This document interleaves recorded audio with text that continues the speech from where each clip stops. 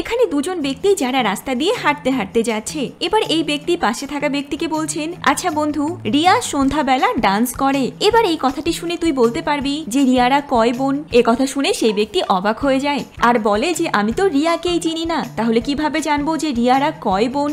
এ কথা শুনে সেই ব্যক্তি হাসতে থাকে আর বলে, তুই যদি বুদ্ধিমান হোস তাহলে তুই ঠিক বলতে পারবি যে রিয়ারা কয় বোন। তুমি কি পারবে এই ব্যক্তির এই প্রশ্নটির উত্তর দিতে যে রিয়ারা কয় বোন? দেখো তো একটু ভেবে যে তুমি উত্তর দিতে পারো কিনা।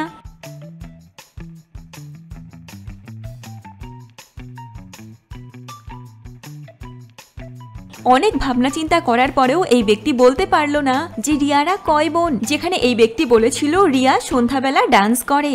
এবার এখানে দেখো, রিয়া সন্ধ্যা বেলা ডান্স করে, অর্থাৎ রিয়ারা 3 বোন। রিয়া, সন্ধ্যা এবং বেলা 3 বোন একসঙ্গে ডান্সও করছে। চলো দেখি আমাদের পরবর্তী প্রশ্ন। এখানে একটি ঘটনা ঘটেছে, সেটা হলো সামনে থাকা টিপট দুটি নিয়ে। রিয়া জানতে চেয়েছিল যে বল না, এই দুটি টিপটের মধ্যে কোন টিপটে সবচেয়ে বেশি চা ধরবে? যেখানে সন্ধ্যা বলছে বাম সাইডের টিপটটিতে আর বেলা বলছে ডান সাইডের টিপটটিতে। এবার এক্ষেত্রে দুজন বিতর্কে জড়িয়ে পড়েছে। তুমি কি পারবে এই সমস্যার সমাধান করতে আর রিয়াকে জানাতে যে কোন টিপটটিতে বেশি টি ধরবে?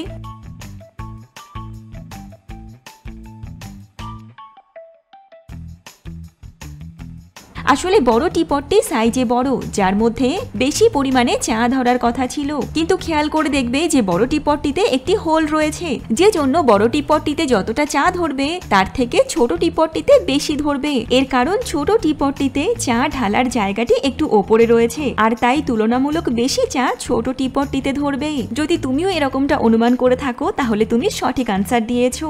এবার চলো দেখি পরবর্তী প্রশ্নটি। এখানে রিয়া আবারও একটি সমস্যায় পড়ে গেছে, সেটা হলো রিয়া একটি প্রশ্ন করে ফেলেছিল তার 2 বোনকে, যেখানে প্রশ্নটি হলো এটা যে এই 4টি গ্লাস রয়েছে, এর মধ্যে তোরা বল না যে কোন গ্লাসটিতে জল বেশি আছে।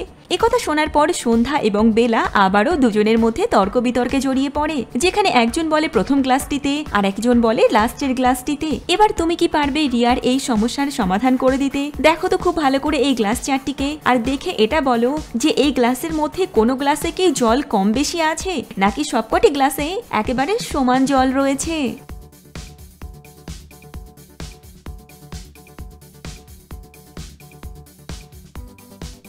আসলে এখানে তুমি 4টি গ্লাস দেখছো, যেখানে 4টি গ্লাসের মধ্যেই কিছু না কিছু রাখা আছে, যার মধ্যে একটি গ্লাসে একটি কাঁচি আছে, অপর গ্লাসে একটি পিন রয়েছে, নাম্বার সি ওয়ালা গ্লাসটিতে আছে একটি রবার আর ডি ওয়ালা গ্লাসটিতে রয়েছে একটি ওয়াচ। এবার এই 4টি গ্লাসের মধ্যে প্রায় একই রকম জল রয়েছে, কিন্তু যদি তুমি খুব ভালো করে দেখো তাহলে খেয়াল করবে এর মধ্যে কিছু জিনিস রয়েছে, আর এই সমস্ত কিছু নিয়ে যদি সঠিকভাবে ভাবা হয় তাহলে যে গ্লাসটিতে পিন আছে সেই গ্লাসে সবচেয়ে বেশি পরিমাণে জল রয়েছে। এবার চলো দেখি পরবর্তী প্রশ্নটি।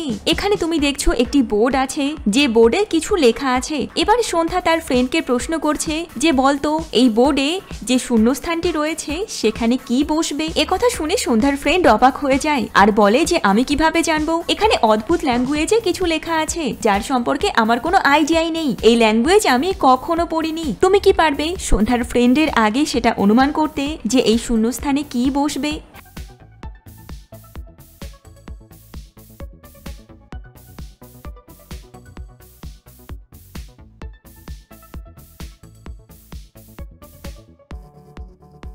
আসলে এখানে যা হবে সেটা হলো এটা কোনো অচেনা কিছু নয়। এখানে 1 2 3 4 5 6 নাম্বারগুলিকে এখানে ডাবল এ লেখা ছিল আর সঙ্গে কিছু সোজা ভাবে আর কিছু উল্টো ভাবে, সমস্ত কিছু মিলিয়ে দেখে মনে হচ্ছিল এটা হয়তো আমাদের অচেনা কোনো ল্যাঙ্গুয়েজ। এবার চলো দেখি পরবর্তী প্রশ্নটি। এখানে রমেশ এবং সুরেশ আবারও রাস্তা দিয়ে হাঁটতে হাঁটতে যাচ্ছে, যেখানে তারা রাস্তাতে একটি বাস দাঁড়িয়ে থাকতে দেখেছে। এবার রমেশ সুরেশকে বলে, আচ্ছা বন্ধু এই বাসটিকে দেখ আর দেখে বলতো যে বাসটি কোন দিকে যাবে। তুমি কি পারবে রমেশের এই প্রশ্নের উত্তর দিতে যে এই বাসটি কোন দিকে যাবে?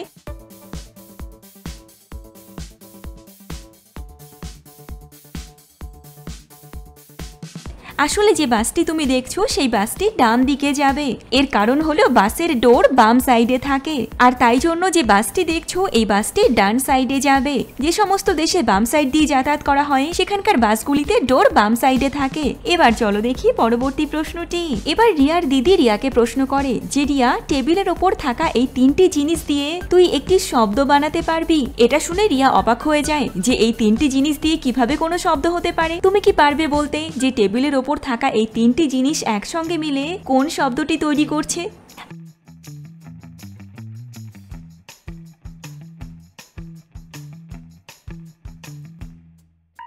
আসলে এখানে যে শব্দটি তৈরি হচ্ছে সেটা হলো আচার। টেবিলে আ বর্ণটি রয়েছে, তারপর চা আছে, আর সঙ্গে র আছে, অর্থাৎ 3টি মিলিয়ে আ, চা এবং র অর্থাৎ আচার বোঝাচ্ছে। এবার চলো দেখি পরবর্তী প্রশ্ন। এখানে রিয়ার দিদি রিয়া এবং তার বন্ধুদের একটি প্রশ্ন করে। রিয়ার দিদি বলে, আচ্ছা তোদেরকে আমি একটি প্রশ্ন করব, দেখি তো তোরা তার উত্তর দিতে পারিস কিনা। এখানে একটি টি শার্ট আমার হাতে তোরা দেখছিস, যেখানে টি শার্টটিতে বেশ কয়েকটি হোলস রয়েছে। এবার তোরা কি বলতে পারবি যে এই টি শার্টটিতে সব মিলিয়ে কতগুলি হোলস রয়েছে? তুমি দেখো এই টি শার্টটিকে আর অনুমান করার চেষ্টা করো তো যে এখানে সব মিলিয়ে কতগুলি হোলস রয়েছে। যেখানে তুমি দেখছো রিয়ার বন্ধুরা তর্ক বিতর্কে জড়িয়ে পড়েছে, যেখানে কেউ বলছে 2টি হোলস আছে, কেউ বলছে 3টি, আর কেউ বলছে 5টি। এবার রিয়া বিভ্রান্তিতে পড়ে গেছে যে কে সঠিক উত্তর দিচ্ছে আর বাস্তবে টি শার্টটিতে কতগুলি হোলস আছে। পারলে কিছু অনুমান করতে। যেখানে প্রথমে দেখছো গলার সাইডটিতে রয়েছে, হাতের 2টি সাইডে আছে, কোমরের সাইডে আছে, সঙ্গে টি শার্টটির মিডিলে 2টি হোলস আছে, আর সাথে অবশ্যই টি শার্টটির ব্যাক সাইডে 2টি হোলস আছে, কারণ আমরা এপাশ থেকে অপর পাশ পুরোপুরি দেখতে পাচ্ছি, অর্থাৎ সব মিলিয়ে টি শার্টটিতে 8টি হোলস আছে। এবার চলো দেখি পরবর্তী প্রশ্নটি। এখানে রিয়ার দিদি রিয়ার বন্ধুদের একটি ছবি দেখায়, যেটি একটি গাছের ছবি, আর সঙ্গে 4টি শ্যাডো দেখায়। তারপর সবাইকে প্রশ্ন করে যে তোরা বলতো 4টি শ্যাডোর মধ্যে কোনটি গাছটির আসল শ্যাডো। এবার রিয়ার বন্ধুদের মধ্যে কেউ বলে বি ওয়ালা শ্যাডোটি আসল শ্যাডো, কেউ বলে সি ওয়ালা শ্যাডোটি আসল শ্যাডো, আর কেউ বলে এ ওয়ালা শ্যাডোটি। এবার তুমি কি পারবে এই সমস্যার সমাধান করতে আর বলতে যে কোনটি আসল শ্যাডো?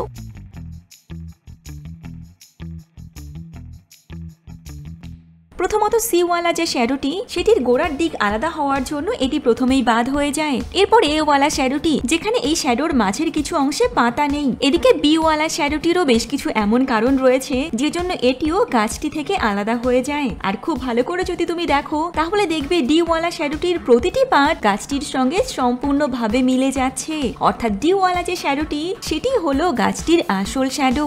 রিয়ার দিদিও সেটাই সকলকে বুঝিয়ে বলে। তুমি কি পেরেছিলে অনুমান করতে? যদি অনুমান করে থাকো তাহলে তুমি সঠিক ভেবেছো। এবার চলো দেখি পরবর্তী সমস্যাটি। এখানে রমেশ তার বন্ধু সুরেশকে বলে যে আচ্ছা বন্ধু, তোকে একটি প্রশ্ন করব, দেখি তো বুদ্ধি দিয়ে তুই প্রশ্নটির সঠিক উত্তর দিতে পারিস কিনা। এবার রমেশ সুরেশকে বলে যে সমুদ্র আর আকাশের তারা এই দুটি থেকে একটি সম্পর্কের নাম বলতে পারবি। একথা শুনে সুরেশ ভীষণ রেগে যায় আর বলে এটা আবার কি প্রশ্ন? সমুদ্র আর আকাশের তারা এই দুটো আবার কিভাবে কোনো সম্পর্কের নাম বোঝাতে পারে? তুমি কি পারবে দুষ্টুমি করে রমেশের করা এই প্রশ্নটির উত্তর দিতে?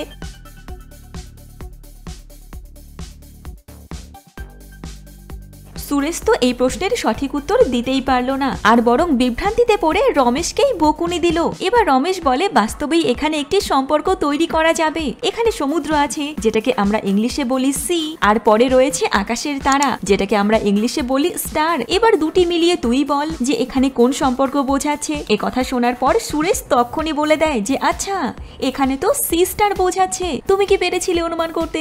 যদি অনুমান করে থাকো তাহলে মেনে নাও তুমি ভীষণ ইন্টেলিজেন্ট। এবার রিয়া, সন্ধ্যা, বেলা একটি বিষয় নিয়ে ভীষণ চিন্তিত হয়ে আছে, কারণ একটি এমন ঘটনা ঘটেছে যে ঘটনার জন্য বেশ কিছু মানুষ অসুস্থ হয়ে গেছে।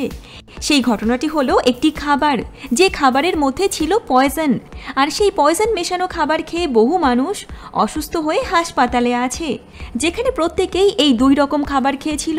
যেখানে তুমি দেখছো দুজন শেফ এই খাবার দুটিকে রান্না করছে। এবার এই দুটি খাবারের মধ্যে কেউই অনুমান করতে পারছে না যে কোন খাবারটিতে পয়জন ছিল। তুমি কি পারবে এই ছবিটি দেখে অনুমান করতে আর রিয়া, বেলা এবং সন্ধ্যার এই সমস্যার সমাধান করতে? খুব ভালো করে দেখো আর তারপর অনুমান করার চেষ্টা করো।